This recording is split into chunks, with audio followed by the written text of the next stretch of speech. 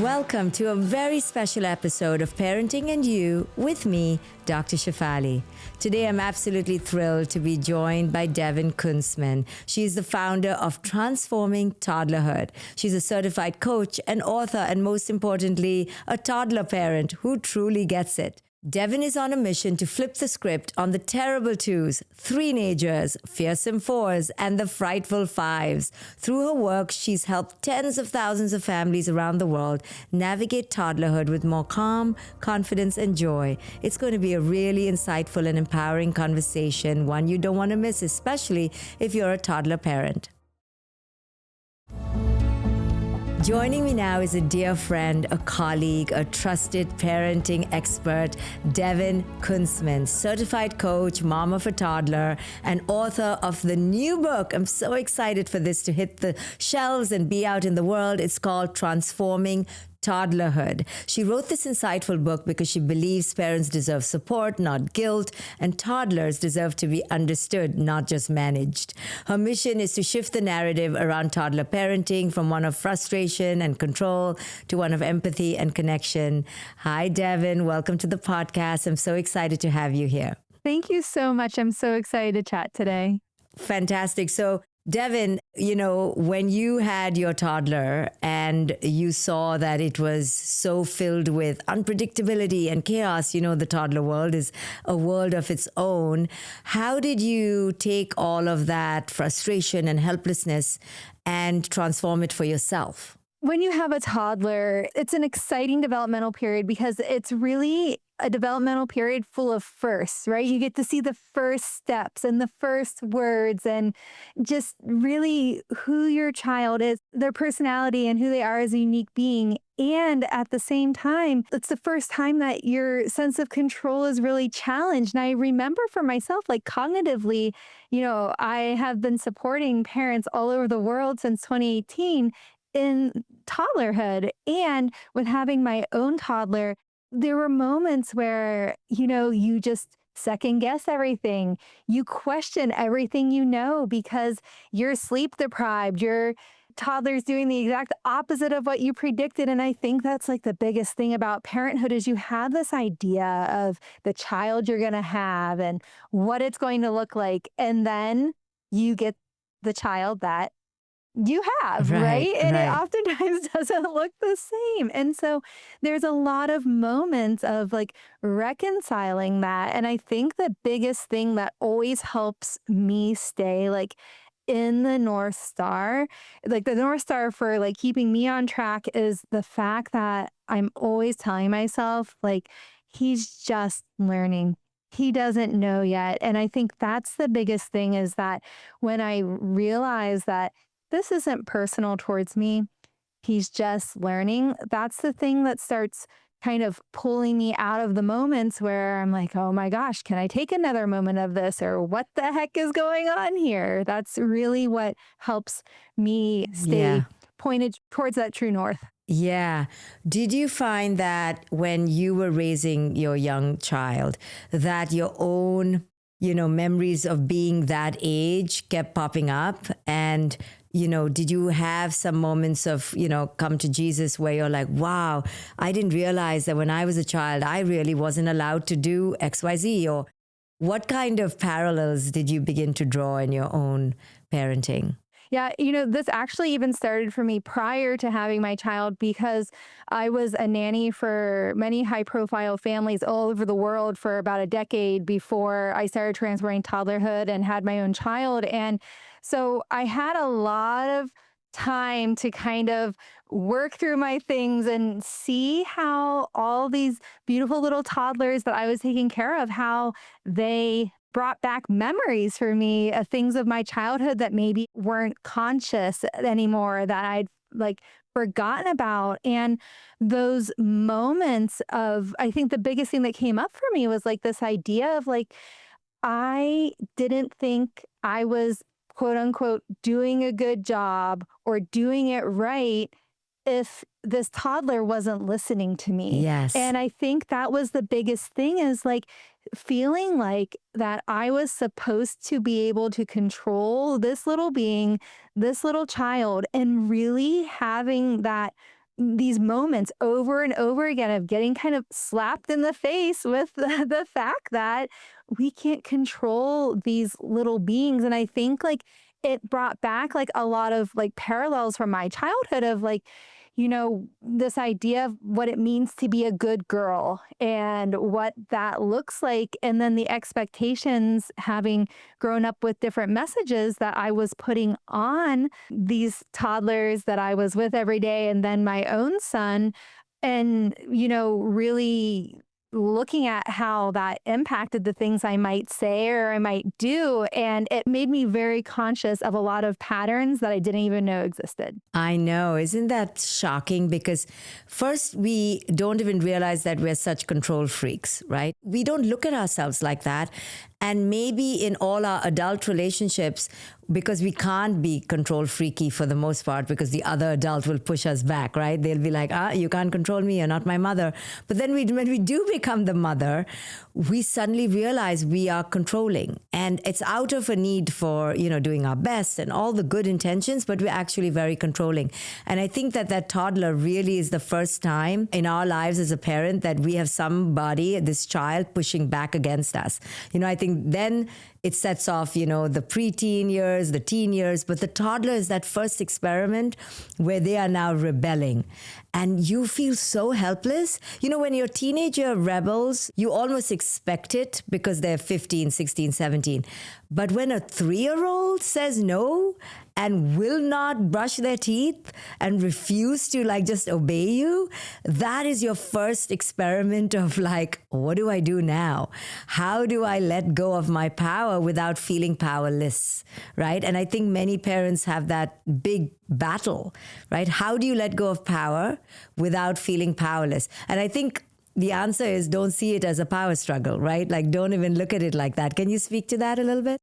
Yes, I love talking about this because I always say that, when we're stuck in a power struggle, we are trying to win, right? But then in the end, if you're trying to win, we've lost sight of what we're actually trying to accomplish. But it's so easy for our brains to kind of suck us into that battle and into that drama because it can feel really uncomfortable to be in the unknown. And it can also feel really uncomfortable to have society telling us that toddlerhood is terrible. And on the other side of that is this expectation, well, then you better get your toddler under control, right? Exactly. And so that's being kind of thrown at us from so many angles that it's so easy to get sucked into those power struggles. But in the end, we're the adults with the mature brains. And so it's our job to step back out of a power struggle because toddlers, they're tenacious and they're going to stay in that power struggle because that's what they're developmentally driven to do. And I think the sooner that we realize that we're not trying to tame our children, that we're not trying to win against our toddler, that things start getting easier, that our goal is to be in charge, to create connection, to have clear limits and boundaries, but also to teach skills. And that shift can be really challenging because, as I said, it's really uncomfortable to look at creating a partnership and being in charge versus you trying to demand control. Totally. Can you give us a personal moment in your life where you were in a power struggle with your toddler and then what shifted? Yeah, there's a really great story I'd love to share. And I was actually observing recently a power struggle between my husband and my toddler. And it was really interesting for me to kind of sit there and see it play out. And it reminded me of these moments where we have so much going on in our lives. It's challenging. We just want this little being to go along with us. But sometimes the harder we push, the more they push against us. And so I remember that it was time to go. And my husband basically just told my son, who's happily playing with all his trucks, hey, it's time to go. Go get on your shoes. Go get on your socks. Very logically based here. There's nothing bad or wrong with that at all. And my toddler is no. And he runs the other direction. He's hiding behind the couch, brought all his trucks there. I can see my husband starting to get frustrated. So then he like walked away for a moment, and then I went over and got a bag, and I said, "Hey, it's time to go. Which one of these trucks do you want to bring? Let's put the ones you want to bring in the bag." And he says, "Okay." He filled up this bag and then he walked to the door. And I think that that's what I like to call this, is this idea of like a having a transition object, but really at its core, it's about talking to our kids, connecting with them in a way that makes sense to them. And we have to sometimes step out of our adult logical thinking, like, here's the next step, here's the next step, take a moment, connect, and it can really change how things go, right? Another time was in the pool. My son didn't want to get in the swimming pool. We're at swim lessons. And I was like, okay, we could be in a power struggle here, or I could just get in and start doing the swim class. Exactly. And then my son just, well, all of a sudden, 5 minutes later, he jumped right in. Exactly. You have to create that bridge between the future self and the present self. So even when parents come to me and they're transitioning their toddler to preschool, I teach them how to do role playing and practice in the house, make a little simulated little, pre-K in the house. So you practice, and that becomes the transitional expertise that they then carry to the next self. And I think parents don't realize that, because we are able to transition quickly, but transitions are so hard for kids, especially toddlers, right? Because they're literally transitioning from infant to kind of the next stage of child. It's called a toddler. They are in a transition. The entire stage is transition. So if you just expect them to see their next self when the next self hasn't shown up, it's very hard for them, because they're learning object permanence. They can't see themselves in this kind of flow state and this continuum. They see themselves here and they don't see themselves there. And so they just don't understand how to go from here to there. And I always tell parents, be the object, be the mediator, right? Don't scream at your toddler, "Michael, go brush your teeth from downstairs." Go up, take your child, hold their hand, make them brush your teeth, then they'll brush their teeth. I mean, it's a lot of work, and I think that's hard.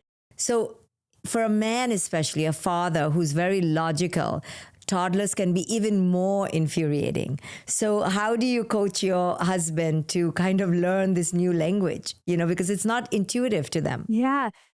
I'm really lucky that my husband's he's open-minded and he's absolutely game to learn. And at the same time, sometimes he's like, "Oh my gosh, this is maddening," at the same time. And I think that what's really been helpful for us is having sidebars, not in the moment when everyone has, emotions are running high, but in the moments where our son's not around, and really getting curious. And I think that, gosh, it doesn't matter what relationship it is, whether it's with your parenting partner or with your child, curiosity can just go so far. And, observing, like, "Gosh, I noticed you were frustrated earlier. What happened there?" And getting curious about it. I'm like, "Oh, what part was hardest for you? And, how would you like that to go differently?" And so I actually spend a lot of time being curious. And it's really interesting, because I think the more curious we are and the less prescriptive we are, the easier it is to feel supported and get support from your parenting partner. And I can say that I know this is a big struggle for a lot of people. My husband and I are not perfect at all. There are times where we are just in separate, different chapters, different books, but at the same time, I think like the more curious we can get and the more connection based we can be, versus pointing out what we quote unquote think was right or wrong, can go a long way. So now that you've written a book called Transforming Toddlerhood, do you put pressure on yourself to transform it perfectly for yourself? No, I really it's funny because sometimes my husband will like to kind of call me out. He's like, "Oh, is that Transforming Toddlerhood approved?" I was like, "Well, it's human approved. Like, we're all human beings here." And I think that's the biggest thing, because just because that this is what I do every day, guiding parents through toddlerhood, doesn't mean I'm a robot by any means. I mean, I'm still a human being, and my husband's a human being, and my child's a human being, and we're all going to go on being human beside each other. And I think that there was a point in time where I would have put a lot of pressure on myself. I think toddlerhood is such a special and critical developmental period. And of course, there's going to be days where like my toddler doesn't want to go to sleep at night, and I'm feeling a little frustrated because I'm tired and I'm ready to be done with the day.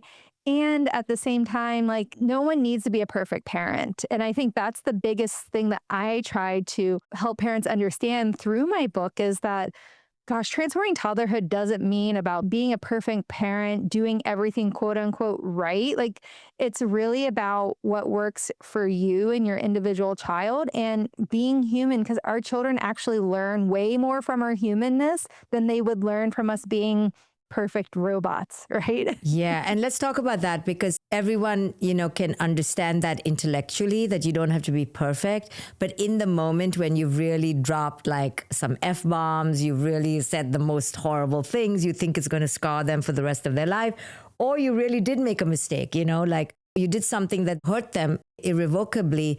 In those moments, we parents, especially mothers, are so hard on ourselves.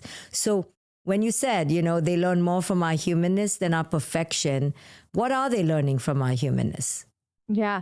For me, I really think it's skills. It's relationship skills, conflict resolution skills. Because, for example, last night in the bath, my son was in the bath and he has these cute little trucks that have little squirter hole in it. We filled them up and then he was squirting my hand and then all of a sudden he turned it and aimed it right at my face and it like went all over the bathroom and I snapped. I was like, no, stop that. Keep it in the tub. Like I was caught off guard and I snapped. And then I was like, oh, okay.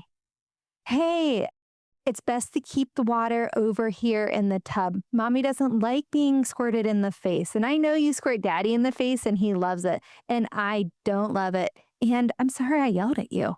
I didn't mean to. I was surprised because I don't like this. And so I think the opportunity to repair, the opportunity to show that it's okay to have feelings and emotions, and that even big feelings and emotions don't have to be scary and bad. So we're teaching, social, emotional skills and health, conflict resolution skills, relationship skills. It's really that's what we have the opportunity to teach, or even every time we start to catch ourselves and we're like, think we might explode. And then instead you close your eyes and you take a deep breath, or you start counting, or maybe you go smell some essential oils or a candle you have nearby. Your child's watching. Like, see, the thing is you have to recover, right? You can't just like lose it. Then it's going to be traumatic. But Yes. say the occasional, once in 2 weeks, 3 weeks, you're like, you do what you did, you raise your voice, you yell, but then you recover. I think what that also does is teach them that they're not living in a perfect world. Like they are going to bounce against a lot of this in life. The teacher who's in a bad mood, the Uber driver who snaps, and that is okay. And then they're going to accept it in themselves. Because I think sometimes we're so desiring to not inflict any trauma that we actually bubble wrap them in such a protective way that we then create fragility, and you don't want to overcreate this presumption that life is in any way so tender to deal with that everyone's going to be fragile and get shattered, right? We have to say, no, we are all rebounding, right? And glass shatters and we don't want to shatter. We want to show that we can rebound.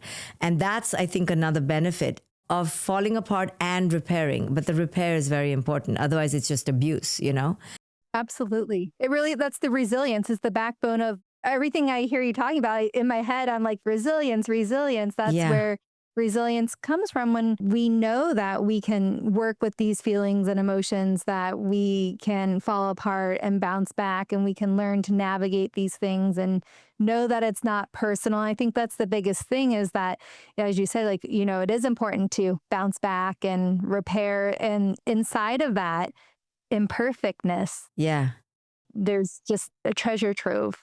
We're going to take a quick break, but don't go anywhere. When we come back, we'll have more with the amazing Devon Kuntzman.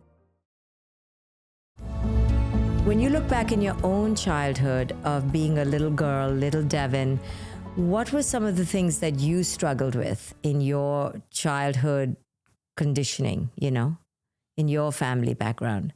Yeah, I mean, I think for me, it was a lot of perfectionism, or like doing my best meant it needed to be the best, right? Yeah. Or perfect. And I think that was really challenging because of things in my family where, having one sibling that was like doing something like this, I felt like I maybe had to be the opposite or different to kind of fill that gap. And so I think that that was like one of the more challenging things, is feeling like, oh, to like do my best meant having to do it perfectly. So how did you as a little girl do that? Like, did you find yourself getting good grades or being extra good? Or so that was your inner child, right? Wanting to be seen as good enough. But then how did you actually do that? What did you find yourself doing?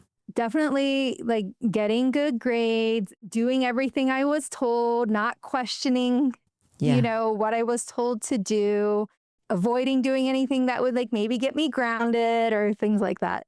Yeah. And then how did you undo that? And do you still find that that shows up in your parenting? That old voice of perfectionism, being hard on yourself. And how do you work through it? I'd say that like when I really started confronting that was when I did my coach training program and really went through a full transformation process, because I think that I saw that, children and toddlers like was able to move past like thinking that a toddler should always listen, always have good behavior, things of that nature. So I let toddlers off the hook before I might have let myself off the hook. And so I think that going through a transformative coach training program was like probably the beginning of starting to let myself off the hook. But of course, there's always moments where, I'm thinking, oh, I should have said this. I should have done that, of course. And hindsight's always 2020. But if we're always focused, what I like to call the rear view mirror, if we're always looking through the rear view mirror, then we're not able to see where we're going. And what really matters is where we're going, not necessarily where we've been and dwelling on it. And so I think that doing that has really been helpful. And I think also my biggest motto is that we're all human. Yeah. We're all human. Yeah. We're all human. But I think I still hold myself to a high standard, but more so in maybe other areas of my life. But around parenting, I think I've finally gotten to the point where most of the time I'm like, we're human. It's okay. Yeah. Yeah. Well, I just want people listening to hear that, they often ask me, how do I make the change? How do I transform? And you went through a rigorous coaching transformational program. I have my own coaching institute where I coach parents and non-parents to get over their past patterns. We have to go through something. People think that Devon here or Dr. Shefali here, kind of just dropped out of the sky as this integrated, more mature being version of themselves. But it's not true. We went through so much inner work, so many classes, so many books to get here. And I want people to know that therefore they can do it too, right? They can go on a journey too. And I think perfectionism is something that so many of us women battle with, and we're hard on ourselves for, and it really can cripple us, And if we don't work through it and reminding ourselves that we're all just human is really important, but then we have to really believe it, right? We have to really show compassion. Like you said, you let your toddler off the hook way faster than you let yourself off the hook. So what are some other practices that you engage in, besides saying, okay, he's just learning, or I'm just human. What are some other ways you found yourself to really navigate the harrowing moments? And now you're writing a book and then you have to get out there and push it out there. Your life is going to get so much busier. What are some ways that you're preparing for that, or the way you do prepare for difficult moments in your life? Yeah.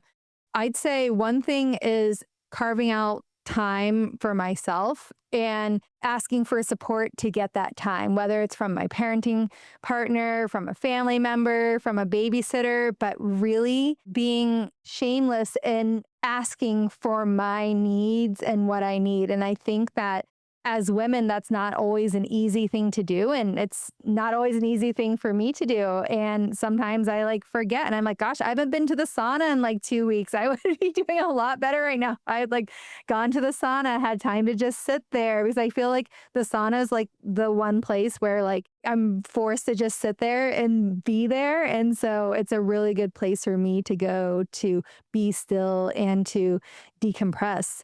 I think another thing is that I make sure to really surround myself with photos. So maybe photos of myself when I was little, photos of my son when he was a baby. And I think that really connecting with like the essence of who we are and, remembering that I was once this little girl and my son was once this baby and like really like it's an easy connection point to feel more connected to myself and give myself more love and compassion and for my son as well. I love that. One of the things I do in my coaching institute, one of the exercises is, of course, pull up a photo of your younger self and really connect with them. But I like the idea of just having those pictures of yourself up on the wall to remind you, especially when you have kids that are young, that I was young just like that. I really like that idea. And just to have it, not as a therapeutic, deliberate exercise, but just to have it always in the house because you were that vulnerable, you were that innocent, you were that unconscious once as well. So I really love that experience. What do you think would be a really powerful tool for couples who are dealing with toddlerhood but have different ways of life and living? What suggestions or advice would you give a couple who's trying to navigate this, but they really see things differently? Mm-hmm. Yeah, I have a whole chapter dedicated to this in my book because talking to parents and polling the people in my community, one of the biggest things that comes up is this feeling of having an unsupportive partner. And so, as I was talking about earlier, this idea of curiosity over giving like directions and corrections and things like that, I think have the potential to go so far because we're just so quick to, jump to conclusions or think that our way is like the only right way when there's many, many different paths to the same outcome. And so I think that bringing curiosity is super helpful. So having time to get together and to talk about how parenting is going, because here's the thing, most people don't sit down before they have kids and say, okay, what are our values? What are the things that we, hope parenting is going to look like? What might we do if we don't agree? Like most people don't sit down and talk about these things in advance, and that's okay. But it's never too late to sit down and have those conversations. And so maybe even it can look like writing down 3 to 5 questions on a piece of paper and asking your parenting partner if they'd be willing to fill that out, and you guys fill it out together and share your answers and have conversations. But I think that being curious and curiosity creates so much connection. And from that place of connection, you're more likely be able to find a path forward, especially when you understand the other person's point of view. Yeah, and devoting that time, right? We get so busy that we are just busy in the business of parenting. Yeah. That's what happened to me in my marriage. I've seen that happen countless of times, especially when you have a career and now this and that. So it's so easy to lose touch with the most important person on this journey besides your child is really your partner. That role is so vital. So how can we make sure that we're giving that co-parent the time, right? It's like your co-staff member, it's a co-team player. And I think we confuse and we obfuscate that this is a role that the other person is playing because we just take it for granted. Like, oh, you have to do it. You're my husband. But really it's your team member. So we have to really, if you're looking at it like that, like what's working for you? Do you like my style? Do you like your style? Who's leading? And we never have these conversations. And, getting a coach, getting a therapist, people look down on it or they may think that there's something wrong with their relationship, but actually it's a sign of strength to call a coach, and do this work before things kind of fall apart and get too crazy. Yeah. Because toddlerhood is your test and it lasts for 3-4 years. I mean, it can go to like 5-6.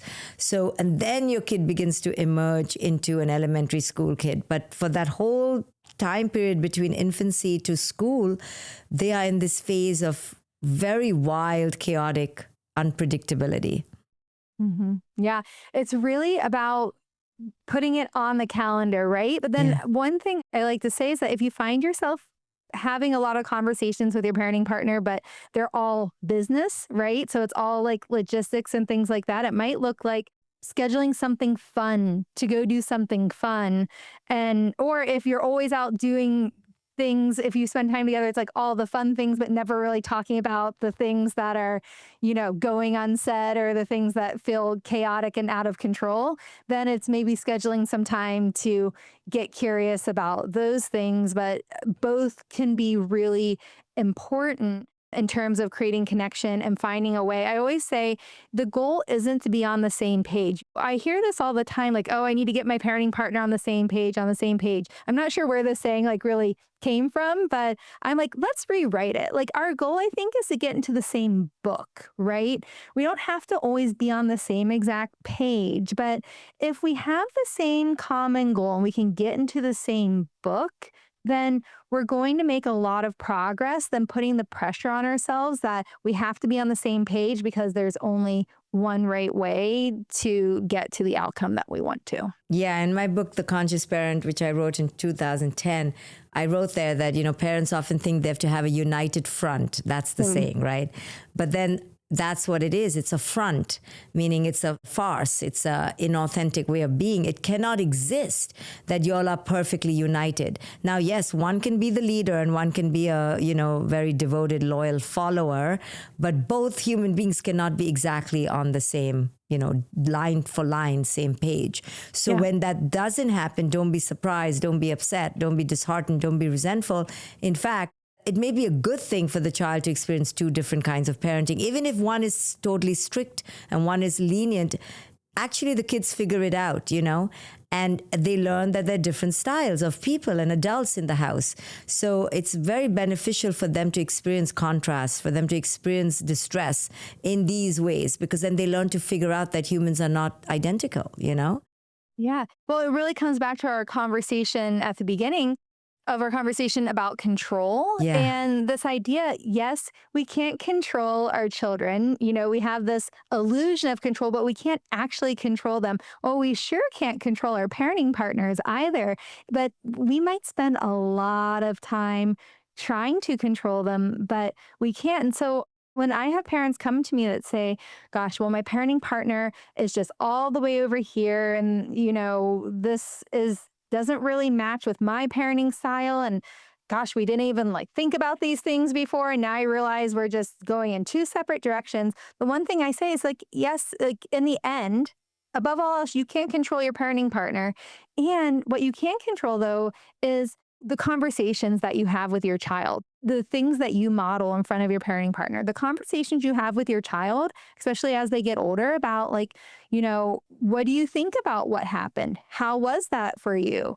Do you want to tell mom or dad how that felt? You can facilitate conversations. You can help kids make sense of what happens. You can get curious and have conversations with your parenting partner. It's always helpful to empower yourself by coming back to the things you actually do have control over. And whenever we're willing to give up the illusion of control of the things that we can't control, we actually find that there's a lot of ways to empower ourselves and things to do that we can be in charge of. Totally. Now, my last two questions for you are, what's one way that your mom or dad were unconscious now when you look back? Not that they could help it. They didn't mean anything negative. This is not about them. But something that they passed on that you now are working very hard to consciously undo and make sure you don't do it again. I think that in relationships, being reactive, I think that my parents are really quick to raise their voice with each other just out of reactionary. And so I noticed that pattern in myself too with my parenting partner, not just about parenting, but just, in life and stuff. And just, I think that one thing I'm always really trying to work on and be conscious of is if I'm giving my partner the benefit of the doubt, right? That can go so far. And the benefit of the doubt, or seeing the good, right? What's the good and what just happened? Because when we allow ourselves to see the possibility or potential for the good out of things that happen, even with our toddlers and their behavior, can we see the good in that or the potential for the good? It really changes things. And so I think that in general, being more of a reactionary person is something that I consciously work on every day of my life in my relationships. Awesome. Thank you so much, Devon. Can't wait for your book, Transforming Toddlerhood, to be everywhere.